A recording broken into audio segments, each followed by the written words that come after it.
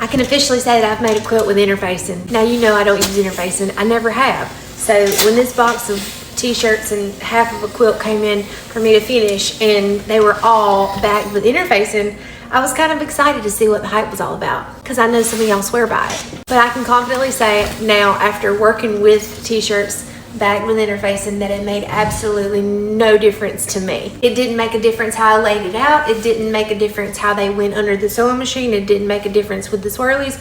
In fact, one of these t-shirts on here does not have interfacing because I ripped it out because it had wrinkles and it was bothering me. And I bet you can't guess which one it is.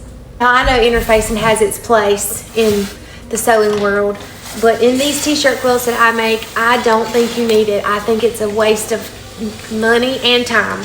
But that is just my 2 cents. If you like using interfacing and you think it makes your life easier, honey, that's exactly what I want you to do. But as for me and my house, I won't be using it.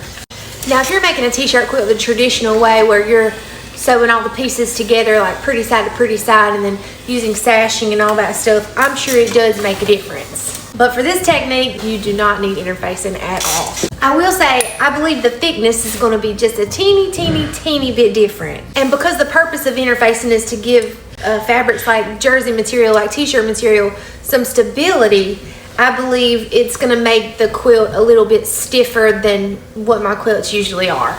But I do believe after a few washes in time, that stiffness will soften up. And I'm sure y'all already know this, but these quilts that I make are 100% washable and dryable in the dryer or on a line outside. So that's just my opinion on interfacing.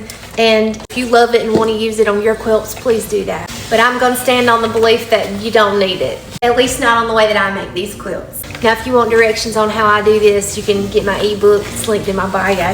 Okay? I love you. Bye.